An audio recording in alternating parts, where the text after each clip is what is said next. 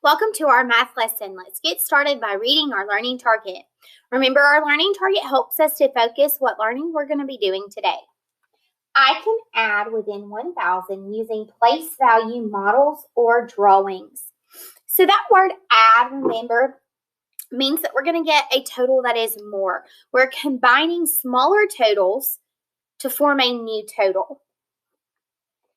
We're also looking at place value. Place value is the value that's assigned to the digits in the number. For example, the 2 digit here in 326 has the value of 2 tens or the value of 20. Now, we have been looking at models and drawings a lot, haven't we? I want us to go back and I want us to look in our Ready Math journal. So you will need your Ready Math book today. We're going to go through in our Ready Math book and we're going to look at some of these models or drawings that we have learned about this week. So if you turn in your Ready Math journal to page 392,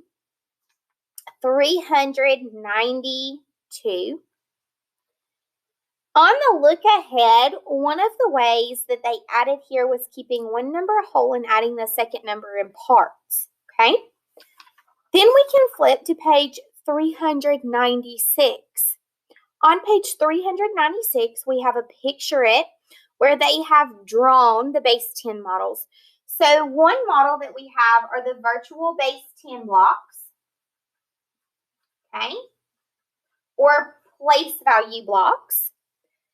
We can also draw a picture of the base 10 or place value blocks. Okay. We can use a number line model to keep one number whole and add the second number in parts.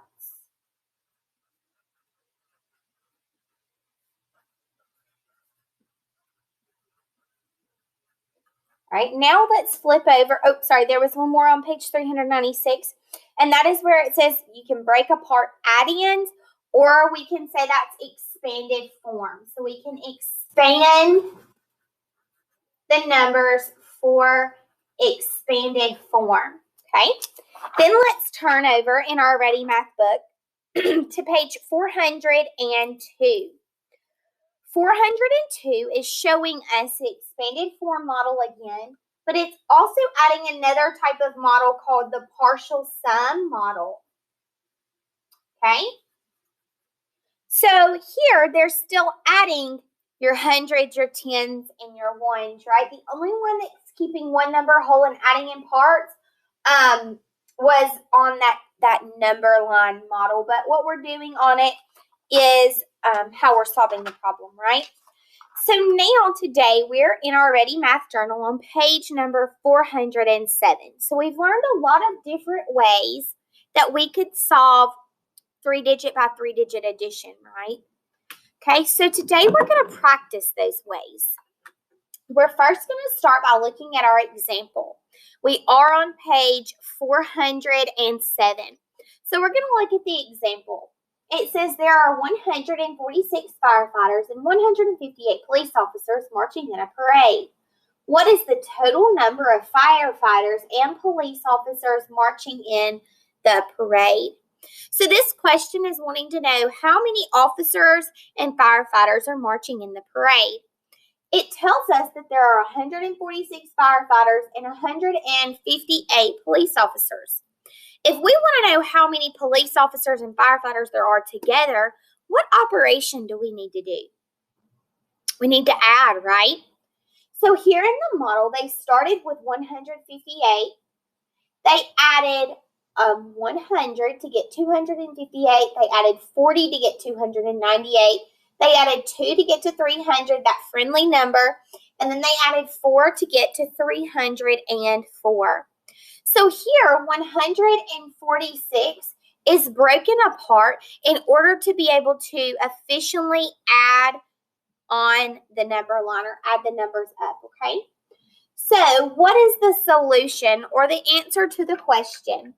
What is the total number of firefighters and police officers marching in the parade?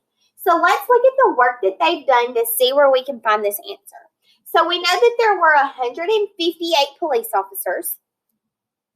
We know that in our jumps, or what we added to find the distance of 158 plus 146, we know that that's the firefighters. So where is our total number of firefighters and police officers found? I want you to circle that in your book. Where are the total number found? It's found here, right? 304. So we started with 158. We added 146 to find our total 304. 304 puppies, 304 chickens, 304 firefighters and police officers marching in the parade. So I'm just going to say 304 marchers, okay? Because they're the ones that are marching in the parade. So don't forget to answer that question. All right, guys, so this was, remember, one way, but there are a lot of different ways that we could solve. What we're going to do is we're going to read the problem, understand the problem. You're going to solve the problem, and then we're going to check the problem to make sure that you were able to solve the problem correctly. If you were unable to solve the problem correctly, then hopefully when we check it together that you'll be able to find your mistake and you'll be able to apply that to the next problem. Problem number 1. A basketball team sells 379 tickets before game day. Another 136 tickets are sold at the door. How many tickets are sold in all? So I want you to think about this problem. I want you to retell it in your own words. Okay, there's some tickets sold to a game. Some are sold before the game and some are sold at the door of the game. All right, now let's read it again to see what it is that we need to solve or be able to figure out, okay? A basketball team sells 379 tickets before game day. Another 136 tickets are sold at the door. How many tickets are sold in all? What do we need to figure out here? We want to figure out how many tickets are sold in all, okay? So let's think about the information that they give us. A basketball team sells 379 tickets before game day. Another 136 tickets are sold at the door. How many tickets are sold in all? So are we trying to find part of the tickets sold or all of the tickets sold? We're trying to find all of the tickets sold. So what operation will we use to find the total numbers of tickets sold? We will use addition, right? So we're going to combine 379 plus 136 to find that total number of tickets. So they gave us part of the tickets. 379 sold before the game, 136 sold at the game. We want to find that whole total number of tickets that are sold, okay? So what I want you to do is go ahead and use our buddy here. How many hundreds, tens, and ones does each number have? Okay, that can help you to solve this problem. Go ahead and pause the video, solve this problem. When you're done and can answer the question, how many tickets are sold in all, you may unpause the video. Right, so let's check how you solved 379 plus 136. Remember, our little buddy hint told us to think about how many hundreds, tens, and ones were in each number. So let's start with the number 379. How many hundreds are in the number 379? 3. Okay. How many tens are in the number 379? 7. Okay. How many ones are in the number 379? 9.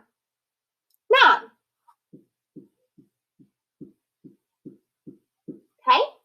And remember, if you hit the button up here with all those little squares, it lines it up all nicely for you, okay? Now we're adding to that 136. How many hundreds are in 136? There is 100. How many tens are in 136? 3 tens. Okay. And how many ones? 6. Okay. Now, when I add those together, it's going to combine my hundreds, my tens, and my ones. All right, so I combined 379 and 136. So here I have all my hundreds together, my tens together, and my ones together. So let's start by combining our ones. Here I can clearly see that I have more than 10 ones. If I have more than 10 ones, what happens to those 10 ones? 10 ones can be regrouped as one group of 10. Now, I just learned that I could do something really cool. So if you click on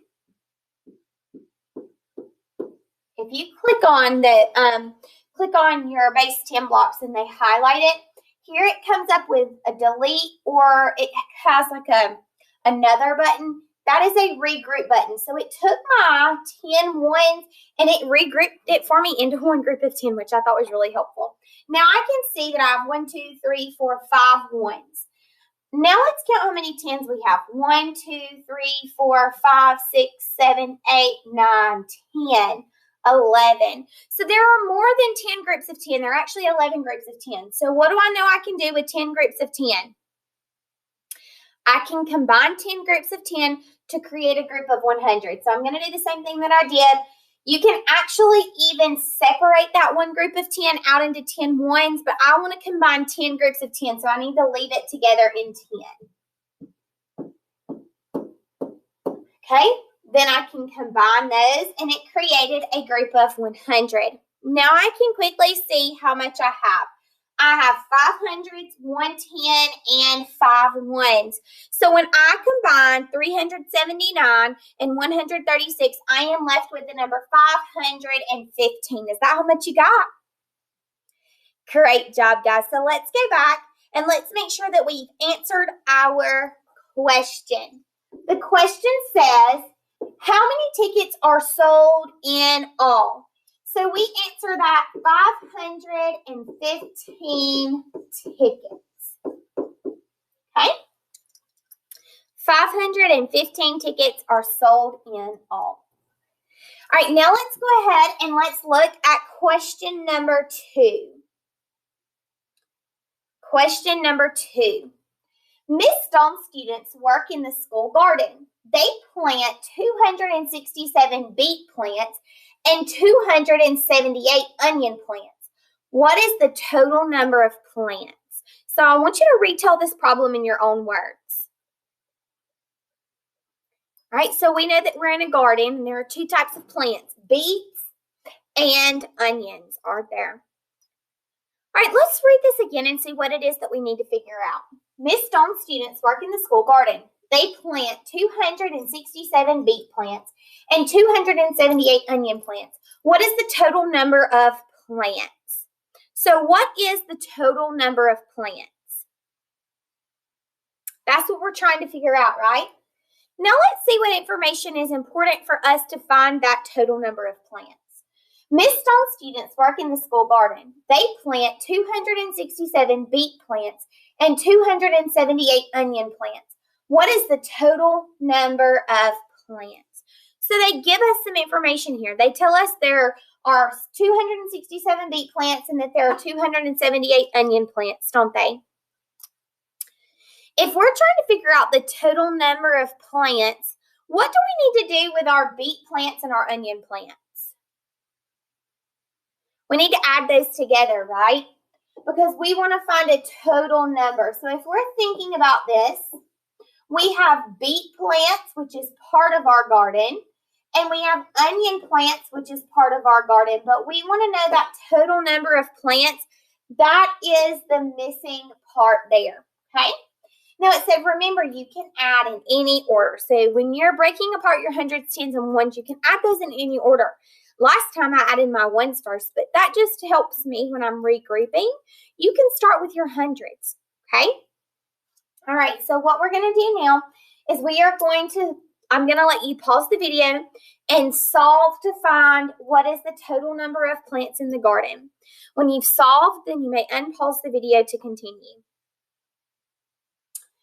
All right, so I'm wanting to combine the beet plants plus the onion plants to find the total number of plants. So I used the digital base 10 models last time.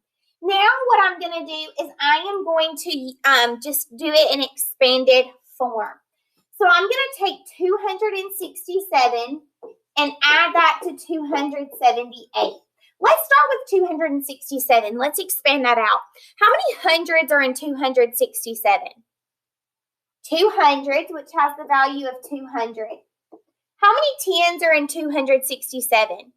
6 tens, which has the value of 60. How many ones are in 267? 7 ones. So 200 plus 60 plus 7 equals 267. Now let's do 278 in expanded form. How many hundreds are there in 278? There are 2 hundreds. How many tens are there in 278? 7 tens. What's the value of 7 tens? 70. And then how many ones are there? 8. All right, then we're going to combine those together, okay? All right, so remember, it says we can start in any order. Last time I started with my ones. This time, let's start with our hundreds.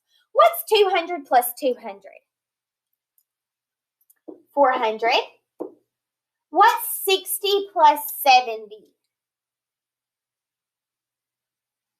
130. If you had trouble with that, you could have gone and used those digital base 10 blocks to help you. And then 7 plus 8. Ooh, that's a doubles plus 1 fact. 7 plus 7 is 14, plus 1 more is 15. So now we need to combine 400 plus 130 plus 15. So when we combine our hundreds, 400 plus 100, we have 500. 30 plus 10 is 40. Plus 5 ones is 5. So 500 plus 40 plus 5 is 545 plants. Remember, we have to put what it is. What is the total number of plants? 545 plants. Okay? All right, now let's go ahead and do number 6. There is a box of foam shapes in the art room. It has 356 squares and 304 circles. Which addition problem shows how many foam shapes there are in all? Okay? So we want to know how many foam shapes there are in all, the total number. So what do we need to do to find the total number of foam shapes? We need to combine the squares and the circles. So the squares and the circles are part, but we want to find the whole. So is our number going to be larger than 356 or 304, or is it going to be smaller? It's going to be larger, isn't it? Because we're adding more to those numbers, right? So 356 plus 304, okay? So think about the ones that you could automatically cross off here. You could automatically cross off 300 plus 50 plus 6 because that's only giving you the expanded form of one number, right? All right, well, now what I want you to do is I want you to go ahead and solve. Pause the video and solve. When you're done, you may unpause.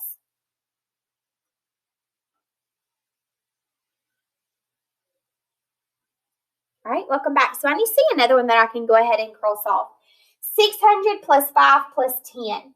Well, I know if I can combine 300 and 300, that would be 600. But if I combine 6 and 4, that is over 5. So I can't add 5 ones and then 5 groups of 10. Oh, I see what they did there. So they said that 6 plus 4 was 10. But then they just looked at that 5 from 356, and they just left it as the digit 5 instead of making that the value of 50. So that one is not correct. That one's close, though. All All right, so now we have 600 plus 50 plus 10 and 600 plus 90 plus 6. How did they get 600 plus 90 plus 6? What do you think that they did? Yeah, they combined their tens, 5 tens, and then they combined 4 ones to get 90. So that one is not correct. 600 plus 50 plus 10 would show us how many phone shapes there are. We've already kind of talked about this. It says Dean chose A as the answer. How did Dean get his answer? Remember, he combined his ones, but he took the digit 5 instead of the value of that 5 and said just the digit 5 rather than the value of 50. All right, so I hope that as we are continuing practicing adding 3-digit numbers together, you are finding an efficient way to explain your thinking that helps you to get the correct answer and be able to explain how you got it.